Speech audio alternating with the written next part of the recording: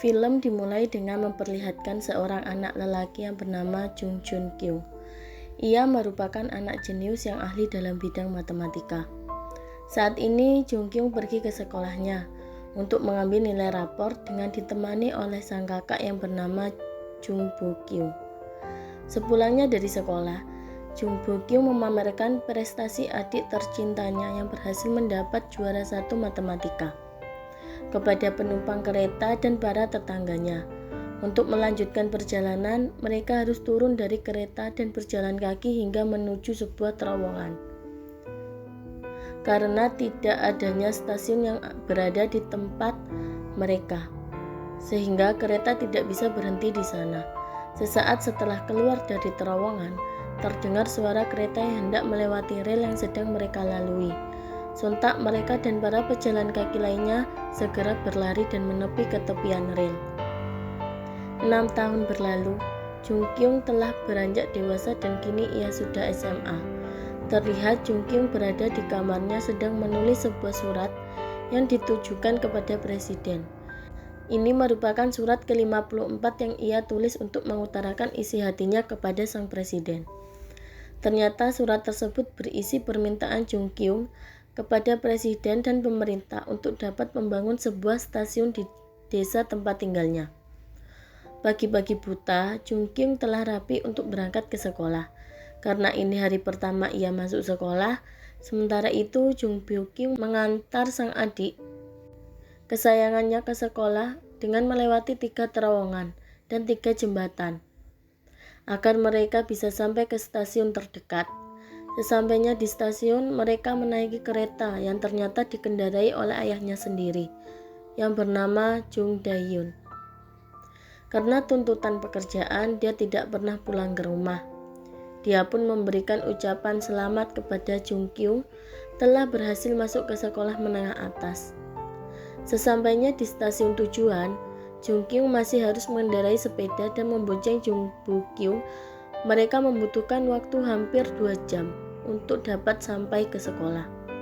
Jadi itu alasan Jung Kyung meminta dibangunkan stasiun di desanya, karena untuk keselamatan para warga dan juga memudahkan para warga yang hendak bepergian kota. Jung Kyung terlambat sampai di sekolah. Upacara bendera pun sudah dimulai dari tadi. Segera Jung Kyung memarkirkan sepedanya dengan sembarangan dan bergabung ke dalam barisan lainnya. Saat itu teman sekelasnya yang bernama Sung Sung-ra memperhatikan kelakuan Jung Kyung dan mengucapkan sebagai orang yang aneh. Setelah upacara, Jung Kyung mengambil gambar bersama. Fotografer pun meminta Jung Kyung untuk menempatkan buket bunga di depan badannya. Tetapi Jung menolak dan tetap ingin berada di antara dia dan kakaknya.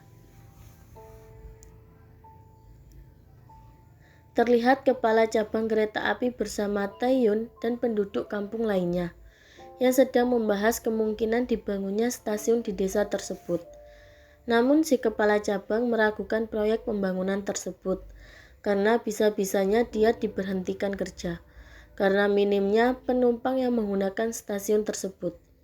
Tae-yun tak bisa berbuat banyak karena ia hanyalah seorang masinis. Dan warga pun kecewa terhadap tanggapan yang diberikan oleh kepala cabang.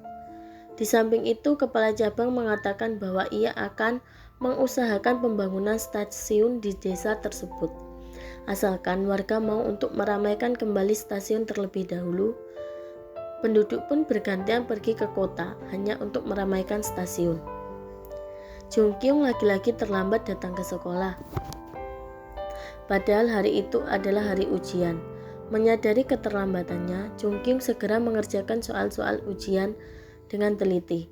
Guru yang sedari tadi memperhatikan gerak-gerik Jung Kyung sepertinya tahu bahwa Jung Kyung ini adalah anak yang jenius. Waktu pengerjaan pun selesai. Teman Jung Kyung yang bertugas untuk mengumpulkan lembar jawaban, dia melihat bahwa Jung Kyung mengisi jawaban pada tempat yang salah. Dia memberitahukan dan Jung Kyung segera memperbaiki lembar jawabannya.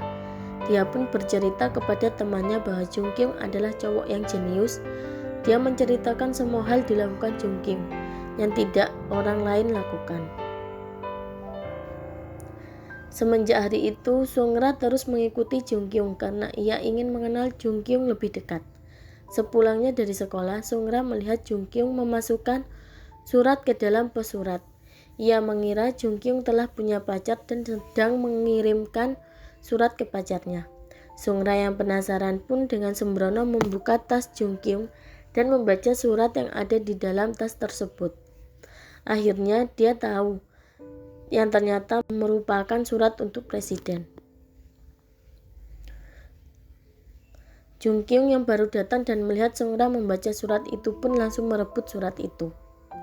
Sesampainya di rumah, Jung Kyung melihat ayahnya di rumah dan mereka makan malam bersama.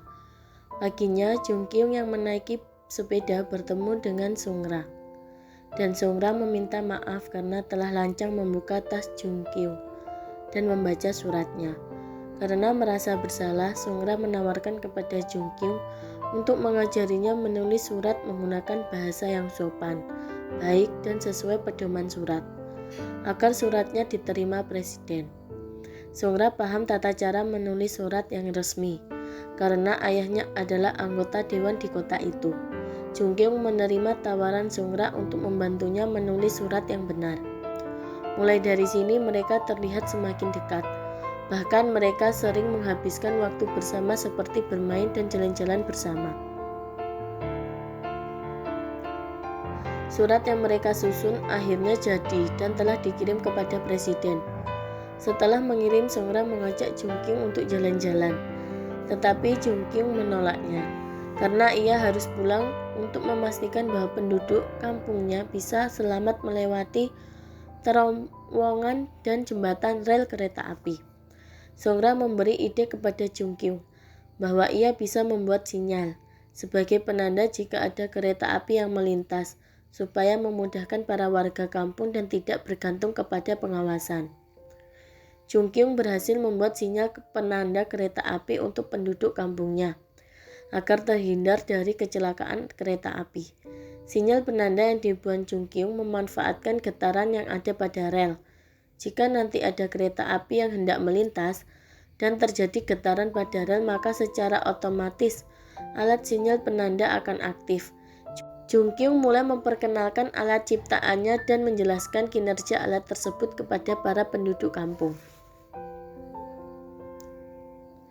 Jung Kyung dan Songra terlihat sedang menghabiskan waktu bersama dengan membaca buku dan ngobrol-ngobrol santai. Jung Kyung curhat mengenai cita-citanya yang ingin menjadi seorang astronot. Karena sejak kecil ia sangat suka dengan bintang-bintang di angkasa. Songra memberikan beberapa buku kepada Jung Kyung untuk dibacanya di rumah. Karena menurut Songra buku-buku itu cocok dengan Jung Kyung.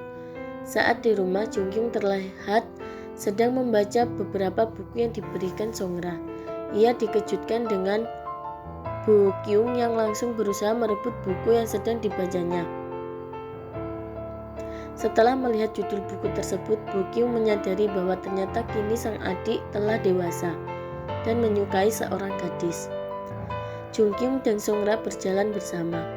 Usaha mereka untuk berpacaran pun semakin lancar, hingga ada momen di mana Jung Kyung dan Songra yang berciuman di saat menonton film dewasa di rumah. Keesokan harinya, Jung Kyung dipanggil kepala sekolah untuk datang ke ruangannya. Ternyata di sana juga ayah Songra. Sontak Jung Kyung langsung meminta maaf karena ia mengira bahwa ayah Songra mengetahui bahwa ia hampir berciuman dengan Songra dan melaporkan hal itu kepada kepala sekolah. Namun di luar dugaan, ternyata ayah Songra menawarkan Jung Kyung untuk pindah ke Seoul dan bersekolah di sana menemani Songra. Saat di rumah, Jung Kyung bimbang dengan tawaran ayah Songra dan Bo Kyung menyuruhnya untuk menerima tawaran tersebut. Keesokan harinya, Jung Kyung pergi ke stasiun menemui sang ayah untuk membicarakan tentang pendidikan yang ditawarkan oleh ayah Songra. Tetapi Taehyun tidak menggubris perkataan Jung Kyung karena ia ada panggilan mendadak dan harus segera pergi. Di saat pulang menyusuri terowongan rel kereta api, alangkah terkejutnya Jung Kyung melihat sinyal penanda yang ia buat rusak. Ia pun segera berlari menelusuri rel kereta api itu dan benar saja, ternyata baru terjadi kecelakaan. karena sinyal penandanya error dan memberikan aba-aba yang salah. Beberapa warga meninggal karena kecelakaan tersebut dan juga ada yang terlempar jatuh dari jembatan rel kereta api. Jung Kyung merasa panik dan sangat bersedih, sehingga ia mengingat kejadian saat ia pulang dengan Jung Bo Kyung sehabis mengambil nilai raportnya dulu. Ternyata ketika saat itu mereka berhasil menepi. Tak sengaja tropi Jung Kyung terjatuh dan diselamatkan oleh Bo Kyung, namun naas Bo Kyung terpeleset dan ikut terjatuh ke sungai.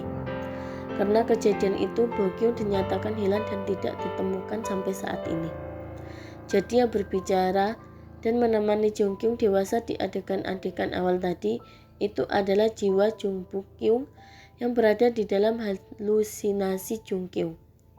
Jiwa Bo Kyung yang sangat menyayangi adiknya. Ia ingin selalu menemani sang adik hingga ia meraih cita-citanya. Jiwa Bo Kyung akan tenang jika adiknya sudah pergi dari rumah itu dan menggapai cita-citanya. Jung Kyung yang masih merasa bersalah atas kematian Jung Bo Kyung tidak ingin kehilangan kakaknya lagi, sehingga ia memutuskan untuk tetap tinggal di rumah itu walaupun sang ayah berkali-kali membujuknya untuk pindah. Lantaran tinggal di sana tidak akan aman karena setiap hari harus menantang maut, menyusuri jembatan dan terowongan kereta api. Kematian sang kakak yang merupakan salah satu alasan Jung Kyung ingin membangun stasiun di kampung, agar kejadian yang menimpa kakaknya tidak terulang lagi. Kepada orang lain, akhirnya Jung Kyung tetap memutuskan untuk tinggal di kampung. Rasa bersalahnya atas alat sinyal penanda yang dibuatnya telah memakan korban semakin membuat Jung Kyung bersemangat untuk memperjuangkan pembangunan stasiun. Penduduk kampung yang terlihat sedang ngobrol, Jung Kyung dan ayahnya juga turut hadir di tempat itu. Taehyun memberitahu kepada Jung Kyung bahwa suratnya mendapat respon dari presiden. Sesuai harapan Jung Kyung, presiden mengizinkan untuk membangun stasiun di desa. Namun tidak ada anggaran dari pemerintah sama sekali. Mendengar hal itu, para penduduk putus asa untuk membangun stasiun. Tetapi Jung Kyung tetap bertekad dan meminta para penduduk untuk bekerja sama membangun stasiun impian mereka. Pada awal pengerjaan, Jung Kyung diremehkan, tetapi ia tetap bersemangat dan menunjukkan keseriusannya untuk membangun stasiun di sana. Jung Kyung terlihat bekerja sendiri untuk meratakan tanah. Namun lambat laun para penduduk desa mulai berdatangan bergotong royong membantu Jung Kyung. Singkat cerita, stasiun pun jadi dan diberi nama dengan Stasiun Yungwon.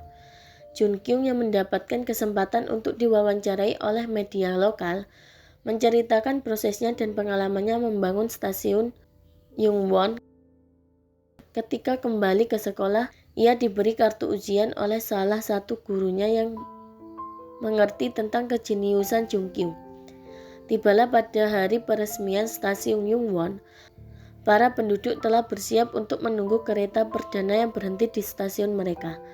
Namun senyum mereka mulai padam saat kereta api yang dikemudikan Taehyun malah jalan terus dan tidak berhenti di sana, karena Taehyun hanya mengikuti perintah dari atasan.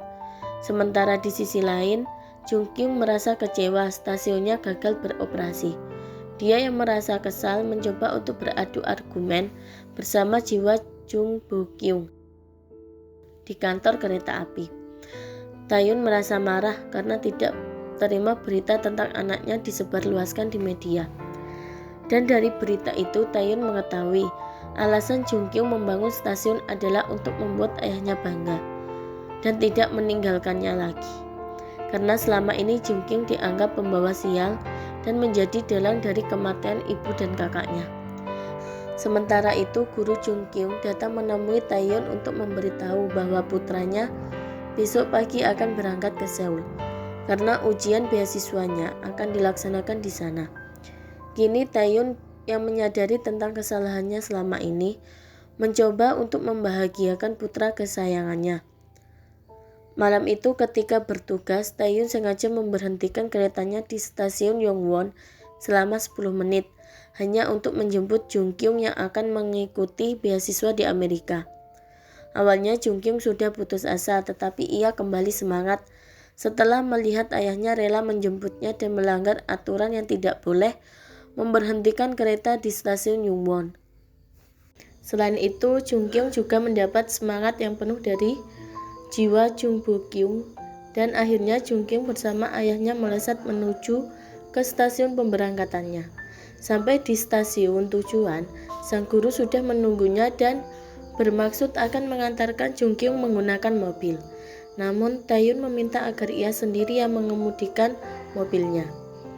Paling tidak ia dapat memberikan detik-detik akhir usaha yang ia bisa untuk sang putra tercinta. Setelah perjalanan panjang dan berbagai rintangan yang mereka lalui, Jung Kyung berhasil sampai ke tempat tujuan. Singkat cerita, setelah beberapa hari ujian dilaksanakan, tukang pos datang ke rumah dan memberikan surat hasil ujian. Jung Kyung yang baru pulang dari sekolah melihat surat, langsung ia membuka surat tersebut. Hasilnya, Jung Kyung lolos dalam ujian tersebut. Malam harinya, Jung Kyung dan Taehyung mengobrol dan curhat bersama dengan jiwa Jung Bo Kyung. Taehyung membuka pembicaraan dan meminta maaf kepada Jung Kyung karena tidak berterus terang selama ini. Taehyung bercerita bahwa tidak ada yang disalahkan, namun dirinya sendiri. Ia menceritakan kejadian yang sebenarnya jika saja dulu dia pulang kerja tepat waktu, maka ia tidak akan kehilangan istrinya yang saat itu tengah berjuang melahirkan. Jung Kyung. Kemudian Taehyung juga bercerita mengenai kematian Jung Bo Kyung. Jadi waktu itu kereta yang melintas di saat jatuhnya Bo Kyung ke dalam sungai adalah kereta yang ia kemudikan. Mendengar semua penuturan sang ayah, Jung Kyung dan jiwa Jung Bo Kyung menangis. Jung Kyung sudah memaafkan ayahnya dan berharap agar sang ayah tak lagi menyalahkan dirinya sendiri. Saat mereka berfoto bersama di depan stasiun Yungwon, Taehyung dengan seragam lengkapnya dan Jung Kyung yang gagah menggunakan jasnya ditemani dengan penduduk kampung. Setelah kereta berangkat yang dikemudikan oleh Taehyung dan Jung Kyung duduk bersebelahan dengan jiwa Bo Kyung, Bo Kyung sangat senang karena adik kesayangannya kini akan keluar dari rumah dan pergi mengejar cita-citanya. Artinya tugas Jung Bo Kyung selama ini telah selesai. Jiwa Bo Kyung pergi dengan tenang dan meninggalkan Jung Kyung seorang diri di gerbong kereta. Di saat sampai di bandara, Sung-ra datang untuk mengucapkan salam perpisahan kepada sang Jung Kyung dan berharap agar Jung Kyung menjaga dirinya baik-baik. Lalu keduanya berciuman dan film pun tamat. Sedikit tambahan nih guys, film ini diambil dari kisah nyata loh. Dan oke, see you guys.